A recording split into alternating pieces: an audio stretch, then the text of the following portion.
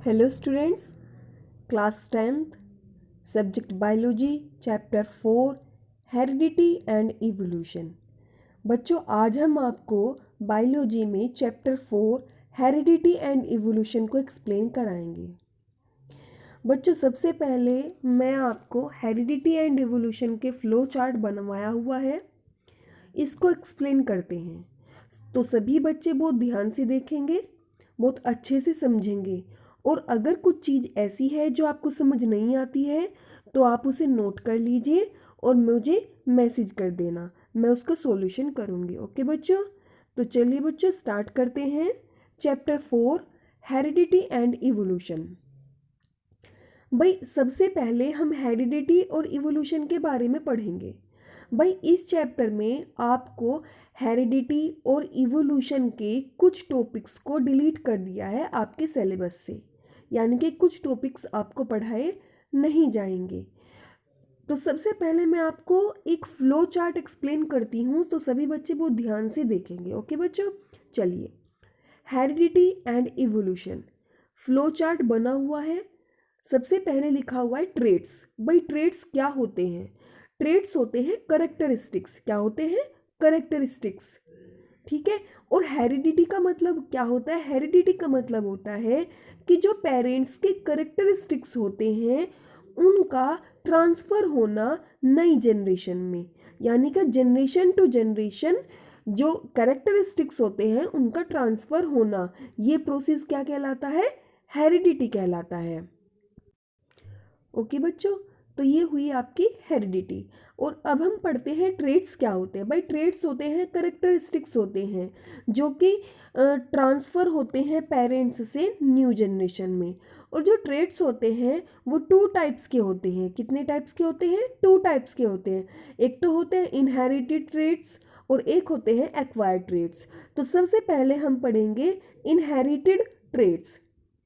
भाई inherited traits वो होते हैं जो करेक्टरिस्टिक्स पेरेंट्स से बच्चों में जाते हैं, वो इनहेरिटेड ट्रेट्स कहलाते हैं।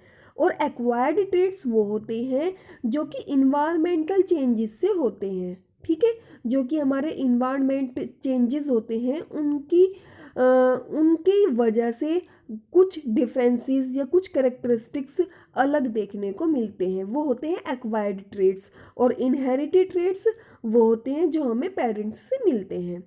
तो सबसे पहले जो इनहेरिटेड ट्रेट्स होते हैं उन्हें टू टाइप्स में डिवाइड किया गया है। क्यों? भाई सबसे पहले हेरिडिटी के जो फादर कहे जाते हैं वो मेंडेल को कहा जाता है। किसको कहा जाता है? मेंडेल को कहा जाता है। ठीक है। और उन्होंने हेरिडिटी को एक्सप्लेन करने के लिए दो एक्सपेरिमेंट दिए थे। ठीक है भाई, दो एक्सपेरिमेंट दिए थे और एक्सपेरिमेंट करने के लिए उन्होंने मटर के पौधे को चुना था। तो सबसे पहले जो इनहेरिटेड ट्रेट्स होते हैं वो टू टाइप्स के हैं। उनके एक्सपेरिमेंट जो हैं वो टू टाइप्स के हैं। फर्स्ट आता है Mendel's experiment with one contrasting characters. भाई मेंडेल ने एक एक्सपेरिमेंट किया था जिसमें सिर्फ वन कंट्रास्ट करेक्टर लिया था, यानी कि जिसमें सिर्फ किसका था? हाइट करेक्टर लिया था उन्होंने, यानी कि एक करेक्टर। और जिसमें एक करेक्टर होता है उसको मोनोहाइब्रिड बोलते हैं। क्या बोलते हैं? मोनोहाइब्रिड बोलते हैं। और सेकंड आता है Mendel's experiment with two contrasting character, और इसमें उन्होंने दो कंट्रास्टिंग करेक्टर लिए थे। ठीक है, एक लिया था इसमें कलर का और एक लिया था शेप का। आया समझ में? जिसमें वन करेक्टर लेते हैं उसको मोनोहाइब्रिड क्रॉस बोलते हैं, जिसमें टू करेक्टर लेते हैं उसको डाई हाइब्रिड क्रॉस बोलते हैं। तो सबसे पहले हम पढ़ेंगे मोनोहाइब्रिड क्रॉस, जिसमें इन्होंने वन कंट्रास्टिंग करेक्टर लिया था। ठीक है, इसमें इन्होंने जो करेक्टर लिया था वो हाइट वाला करेक्टर लिया था। कौन सा करेक्टर लिया था? हाइट वाला करेक्टर। ठीक है भाई, अब जब एक इन्होंने लंबा पौधा लिया और एक इन्होंने छोटा पौधा लिया, यानी कि बोना पौधा लिया, और उन दोनों पौधों के बीच में इन्होंने क्रॉस कराया। आपको सामने फ्लो चार्ट में एक फ्लो चार्ट बना हुआ है जिसमें कैपिटल टी क्रॉस बना हुआ है, स्मॉल टी दिखाई दे रहा है सब बच्चों को? हाँ, तो ये इसमें मोनोहाइब्रिड क्रॉस है। ठीक है। मोनोहाइब्रिड क्रॉस में इन्होंने लंबे पौधे और छोटे पौधे के बीच में क्रॉस कराया था, और क्रॉस कराने के बाद जब इन्हें फर्स्ट जनरेशन यानी कि पहली जनरेशन इन्हें मिली, तो उसमें इन्होंने क्या देखा, सभी टॉल प्लांट थे, यानी कि सभी लंबे पौधे इन्हें प्राप्त हुए। अब देखिए, जब इन्होंने एक करेक्टर लिया था, एक लंबे पौधे का करेक्टर लिया, एक छोटे पौधे का करेक्टर लिया, ठीक है। जो लंबा पौधा होता है उसको इन्होंने शो किया कैपिटल टी से, ठीक है। और जो छोटा पौधा था यानी कि बोना पौधा था, उसको इन्होंने स्मॉल टी और स्मॉल टी के नाम से शो किया, ठीक है भाई। जब इन दोनों के बीच में क्रॉस कराया, तो क्रॉस कराने के बाद इनके पास capital T small T, capital T small T, capital T small T और कैपिटल टी स्मॉल टी बने, और जो ये बने ये फर्स्ट जनरेशन कहलाई, ठीक है। अब एक बात और ध्यान देने की है, फर्स्ट जनरेशन में हमें ये पता कैसे चलेगा कि सभी टाल प्लांट हैं, क्यों, क्योंकि इसमें तो करेक्टर छोटे प्लांट के भी आए हुए हैं। तो ध्यान रखना, जब बड़ा पौधा, अगर मैं आपसे एक बात पूछती हूँ, जब बड़ा पौधा सामने होता है और छोटा पौधा उसके पीछे होता है, और आप सामने से देखते हो, तो आपको कौन सा पौधा दिखाई देता है, बड़ा पौधा दिखाई देता है, छोटा पौधा दिखाई नहीं देता। तो मतलब ये है, जो डोमिनेंट करेक्टर होता है वो बड़ा पौधा हुआ, और जो रेसेसिव करेक्टर होता है वो छोटा पौधा हुआ, यानी कि बड़े पौधे ने अपना करेक्टर छोटे पौधे को दे दिया, यानी कि वो भी छोटे वाला पौधा भी लंबा पौधा कहलाएगा, ठीक है। हमेशा जिसमें कंट्रास्टिंग करेक्टर होता है वो डोमिनेंट होता है, और जो दूसरे के करेक्टर को रिसीव करता है वो रेसेसिव करेक्टर होता है। फिर इन्होंने क्या किया, जो फर्स्ट जनरेशन के प्लांट थे, तो फर्स्ट जनरेशन के इन्होंने 2 प्लांट्स लिए, ठीक है। 2 प्लांट्स लिए जिनके जो फैक्टर्स थे वो क्या थे, capital T small T, cross कराया कैपिटल टी स्मॉल टी, और जिस तरीके से पहले वाले में क्रॉस किया था इसी तरीके से सेकंड वाले में क्रॉस किया हुआ है। जब क्रॉस कराया, तो क्रॉस कराने के बाद इन्होंने क्या देखा कि उनमें 3 तो लंबे पौधे थे और एक छोटा पौधा था, यानी कि F2 जनरेशन में 3 लंबे पौधे हुए और एक छोटा पौधा हुआ, और ये क्या कहलाए, F2 जनरेशन कहलाई। और ये आपका मोनोहाइब्रिड क्रॉस हुआ, यानी कि मोनोहाइब्रिड क्रॉस में 1 करेक्टर लिया जाता है जो कि हाइट का होता है। जब हम लंबे पौधे और छोटे पौधे का क्रॉस कराते हैं तो फर्स्ट जनरेशन में हमें लंबे पौधे दिखाई देते हैं, और फिर क्या करते हैं, जो F जनरेशन के प्लांट होते हैं उनके बीच में क्रॉस कराया जाता है, और क्रॉस कराने के बाद जो F2 जनरेशन के प्लांट हमें मिलेंगे उनमें 3 लंबे पौधे होते हैं और 1 छोटा पौधा होता है, यानी कि रेशो निकल के आता है 3:1 आता है। ओके बच्चों, अब आता है इसमें सेकंड एक्सपेरिमेंट, यानी कि Mendel's experiment with 2 contrasting character. इसमें मेंडल ने 2 कंट्रास्टिंग करेक्टर लिए थे, कौन से, एक कलर का था और एक शेप का था। तो इन्होंने बीज लिए थे, 2 तरीके के बीज लिए, एक तो वो थे जो राउंड थे, यानी कि बिल्कुल गोल थे और ग्रीन कलर के थे, ठीक है, राउंड एंड ग्रीन। और एक दूसरे थे जो क्या थे, रिनकिल्ड थे और येलो कलर के थे, ठीक है, यानी कि सिकुड़े हुए थे और येलो कलर के थे। फिर इन्होंने इनके बीच में इनके जो फैक्टर बने, राउंड का जो फैक्टर बनेगा वो कैपिटल आर बनेगा, और वाई ग्रीन का क्या बनेगा, स्मॉल वाई बनेगा। रिनकिल्ड में क्या हुआ, रिनकिल्ड का जो फैक्टर बनेगा स्मॉल आर और येलो का कैपिटल वाई। फिर फैक्टर्स बनते हैं इनके, जो लास्ट में रेशो निकल के आता है वो आता है 9:3:3:1, यानी कि ये आपके सेकेंड एक्सपेरिमेंट है। बच्चों ये मैं आपको फ्लो चार्ट में बता रही हूँ, जब ये आपका नोट्स में आएगा तब इसको बहुत अच्छे से और समझा दूंगी मैं। ओके बच्चों, आगे आता है इसमें नेक्स्ट हेडिंग आती है sex determination in human beings. भाई जो ह्यूमन बींग्स होते हैं उसमें हम कैसे सेक्स को डिटरमाइन करते हैं, ठीक है। तो सबसे पहले जो मेल और फीमेल होती हैं, भाई जो फीमेल ओवा होती है उसमें क्रोमोसोम्स जो होते हैं तो वो कौन से होते हैं, एक्स एक्स क्रोमोसोम होते हैं। जो मेल स्पर्म होता है उसमें क्रोमोसोम एक्स वाई होते हैं। जब एक्स क्रोमोसोम वाई क्रोमोसोम से मिलेगा तो फैक्टर क्या बनेगा, तो लास्ट में जो जनरेशन आएगी वो क्या होगी, एक्स वाई। और एक्स वाई मेल होता है यानी कि बॉय होगा। जब एक्स क्रोमोसोम एक्स से मिलेगा तब गर्ल होगा। ओके बच्चों, नेक्स्ट आता है इसमें आपका हेरिडिटी। ठीक है भाई, हेरिडिटी और इवोल्यूशन के बारे में बताना है। ठीक है, तो मैंने अभी अभी आपको बताया कि हेरिडिटी होती क्या है। ठीक है, हेरिडिटी एक वो प्रोसेस होती है जिसमें करेक्टरिस्टिक्स पेरेंट्स से बच्चों में आते हैं। ठीक है, वो प्रोसेस आपका क्या कहलाता है, हेरिडिटी कहलाता है। तो चलिए स्टार्ट करते हैं। फर्स्ट हेडिंग आती है आपकी heredity. The transmission of characters from the parents to their offsprings is called heredity. भाई ये वो करेक्टर होता है जिसमें करेक्टरिस्टिक्स जो है वो ट्रांसमिशन होते हैं पेरेंट्स से बच्चों में, और क्या कहलाते हैं ये, हेरिडिटी कहलाते हैं। The hereditary information is present in the sex cell. भाई जो हेरिडिटरी इंफॉर्मेशन होती है वो कहाँ पर प्रेजेंट होती है, सेक्स सेल्स में प्रेजेंट होती है पेरेंट्स के। Thus gametes constitute the link between one generation and the next generation and pass on the paternal and maternal characters or traits to the offspring। भाई जो गैमेट्स होते हैं वो लिंक होते हैं एक जनरेशन से नेक्स्ट जनरेशन में और पास हो जाते हैं, यानी कि एक जनरेशन से अगली जनरेशन में पास हो जाते हैं, जिसमें फादर यानी कि पैटर्नल फादर के करेक्टर्स और मदर के करेक्टर्स जो हैं वो बच्चों में आते हैं। और ये प्रोसेस आपका क्या कहलाता है, हेरिडेटरी कहलाता है। नेक्स्ट हेडिंग आती है आपकी वेरिएशन, कि वेरिएशन क्या होता है। ठीक है भाई, वेरिएशन होता है अंतर, परिवर्तन, डिफरेंसेस। ठीक है, देखिए variation, the differences in the characters among the individual of a species is called variation.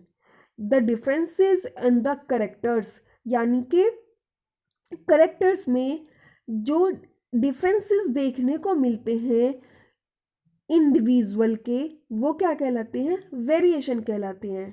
ठीक है, जैसे कि मैं आपको बताती हूँ, अगर एक ही माता पिता के दो बच्चे होते हैं और उन बच्चों में, वैसे तो वो देखने में आपको सेम लगेंगे, लेकिन उन बच्चों के जो करेक्टर्स होते हैं उनमें कुछ ना कुछ डिफरेंस देखने को आपको मिलता है। वो कैसे भाई, जैसे एक बच्चा बहुत लंबा है और एक बच्चा कम लंबा है, एक बच्चे के बाल सीधे हैं, एक बच्चे के बाल घुंघराले हैं। ठीक है, ऐसे जो ये डिफरेंसेस होते हैं ये क्या होते हैं, वेरिएशन कहलाते हैं। ओके बच्चों, the differences in the characters among the individual of a species is called variation. तो ये क्या कहलाता है, वेरिएशन कहलाता है। For example, human height is a trait. जो ह्यूमन हाइट का जो करेक्टर है वो क्या होता है, वो क्या शो करता है, वेरिएशन शो करता है। This is because some people are very tall. आपने देखा होगा जैसे कि कुछ लोग तो बहुत लंबे होते हैं और कुछ लोग बहुत छोटे होते हैं। हैव सम मीडियम हाइट, और कुछ मीडियम हाइट के होते हैं। सम हैव शॉर्ट हाइट के, कुछ ज़्यादा छोटे होते हैं और कुछ बहुत ज़्यादा छोटे होते हैं। ठीक है, तो इन्होंने बताया है कि वो डिफरेंसेस जो कि पेरेंट्स से बच्चों में देखने को मिलते हैं, यानी कि जब एक ही माता पिता के जो दो बच्चे हों या चार बच्चे हों, उन बच्चों में जो डिफरेंसेस देखने को मिलते हैं वो वेरिएशन कहलाते हैं। ओके बच्चों, नेक्स्ट आता है, in most of the people the ear lobe is hanging and it is called free ear lobe. भाई जैसे कि कुछ लोगों के जो ईयर लोब होते हैं, कुछ लोगों के तो लटके हुए होते हैं। ठीक है, लटके हुए होते हैं, उनको फ्री ईयर लोब बोलते हैं। और कुछ लोगों के बिल्कुल चेहरे से, फेस से, स्किन से अटैच होते हैं, उनको क्या कहा जाता है, अटैच्ड ईयर लोब कहा जाता है। The free ear lobe and attached ear lobe are two variation found in human population. जो ह्यूमन की जो पॉपुलेशन है उसमें भी फ्री ईयर लोब और अटैच्ड ईयर लोब, ये टू वेरिएशन देखने को मिलते हैं। ठीक है, जैसे एक ही माता पिता के अगर दो बच्चे हैं तो उनमें आप देखेंगे कि कुछ बच्चों के कान, मतलब एक बच्चे के कान लटके हुए होंगे और एक बच्चे के कान बिल्कुल चेहरे की स्किन से अटैच होते हैं। ओके बच्चों, नेक्स्ट आता, ये सभी क्या शो करते हैं, वेरिएशन शो करते हैं। आगे आता है एक्यूमुलेशन ऑफ वेरिएशन। ठीक है, the significance of variation shows up only it is continuous to be inherited by the offsprings by several generation.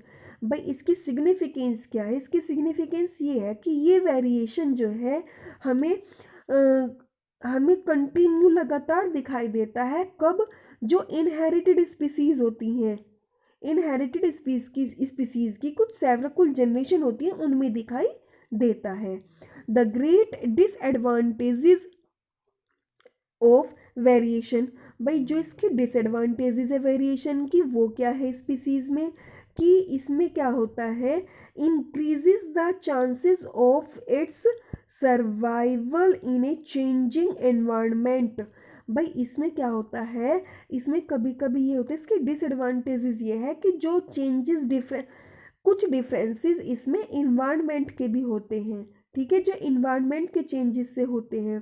भाई आपने देखा होगा कुछ जगह के लोग बहुत काले होते हैं। ठीक है, तो वो डिफरेंस कहाँ से आता है, वो डिफरेंस आता है वहाँ की इन्वायरमेंट से। ठीक है, और कुछ लोग बहुत गोरे होते हैं जहाँ पर वो गोरे लोग रहते हैं। अगर एक ही माता पिता के दो बच्चे हैं, एक को हम उस जगह भेज दें जहाँ पर काले लोग रहते हैं और एक को हम वहाँ पर भेज दें जहाँ पर गोरे लोग रहते हैं, तो उनमें जो डिफरेंसेस, उनके फेस कलर में जो डिफरेंसेस देखने को मिलेगा वो हमें इन्वायरमेंट चेंजेस से मिलेगा, यानी कि ये इसकी क्या हुई, डिसएडवांटेजेस हुई। ओके बच्चों, नेक्स्ट आता है variation in some bacteria will ensure its survival even when the temperature in its environment. भाई कुछ वेरिएशन जो होता है वो कुछ बैक्टीरिया में भी देखने को मिलता है। क्यों, क्योंकि कुछ बैक्टीरिया ऐसे होते हैं जो वहाँ के इन्वायरमेंट, उसके टेम्परेचर से क्या करते हैं, उनमें फ़र्क पड़ते हैं, डिफरेंस आते हैं। Rises too much due to heat wave और सम अदर रीज़न, कुछ मतलब हीट के कारण या कुछ अदर रीज़न होते हैं उनकी कारण उनमें कुछ डिफरेंसेस देखने को मिलते हैं। ठीक है बच्चों, आगे आता है we describe Mendel experiment for explaining the transmission of characteristics from parents to their offsprings और प्रोजनी। भाई मेंडेल ने ये डिस्क्राइब करने के लिए एक एक्सपेरिमेंट की, अपने जो एक्सपेरिमेंट थे उनकी एक्सप्लेनेशन की है।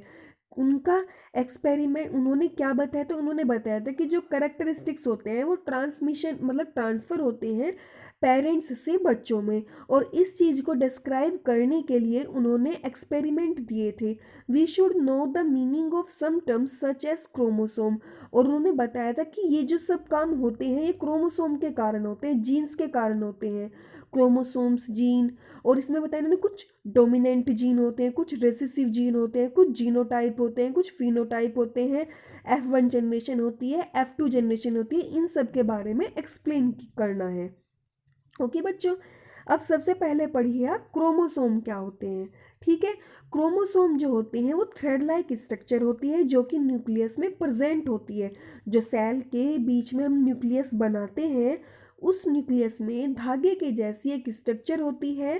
ठीक है, जिसको हम डीएनए या क्रोमोसोम भी बोल देते हैं। ओके बच्चों, ये एक जेनेटिक मटेरियल होता है। Different organism have different number of chromosome in their nuclei. भाई जो डिफरेंट ऑर्गेनिज्म होते हैं उनमें डिफरेंट क्रोमोसोम्स होते हैं उनके न्यूक्लियस में। A gene is a unit of DNA on a chromosome. भाई जो जीन होता है उसकी एक यूनिट होती है डीएनए की। ठीक है, और किसमें, क्रोमोसोम में, which governs the synthesis of one protein that controls specific characteristics of an organism, जो कि किसी भी ऑर्गेनिज्म के स्पेसिफिक करेक्टरिस्टिक्स को कंट्रोल करने का काम करता है। ओके बच्चों, genes are actually units of heredity. Genes जो होते हैं वो वास्तव में क्या होते हैं, हेरिडिटी होती है, मतलब एक हेरिडिटी की यूनिट होती है, अनुवांशिकता। हेरिडिटी को हिंदी में क्या बोलते हैं, अनुवांशिकता, उसकी एक इकाई होती है। ठीक है, यानी कि पूरा जो हेरिडिटी प्रोसेस है वो सब किस पे बेस होता है, जीन्स पे बेस होता है। ओके बच्चों, which transfer characteristics from parents to their offspring, जिसमें जो करेक्टरिस्टिक्स का ट्रांसफ़र होता है पेरेंट्स से बच्चों में, किस प्रोसेस में आता है, वो रिप्रोडक्शन में आता है। और जीन वर्क इन पेयर, यानी कि जो जीन्स होते हैं वो हमेशा पेयर में काम करते हैं, जोड़े में काम करते हैं। जैसे कि आपने फ्लो चार्ट में पढ़ा था, मेंडेल का जो मोनोहाइब्रिड क्रॉस कराया था मैंने, उसमें टाल प्लांट और ड्वार्फ प्लांट के जो फैक्टर लिखे थे वो पेयर में थे, यानी कि कैपिटल टी, स्मॉल टी, इस तरीके से। ओके बच्चों, आगे आता है genes for controlling the some characteristics of an organism can be two types. भाई जो जीन्स जो होते हैं वो करेक्टर किसी भी ऑर्गेनिज्म के कुछ करेक्टरिस्टिक्स को कंट्रोल करती हैं, और ये टू टाइप्स के होते हैं, डोमिनेंट एंड रेसेसिव। ठीक है, ओके बच्चों। बच्चों इससे आगे की जो एक्सप्लेनेशन है वो मैं आपको नेक्स्ट वीडियो में आपको एक्सप्लेन करूँगी। अभी आपको क्रोमोसोम तक पढ़ना है। ओके बच्चों, और कुछ चीज़ अगर ऐसी है जो आपको समझ नहीं आई है तो वो आप मुझे मैसेज में डाल सकते हैं। ओके बच्चों, थैंक यू सो मच।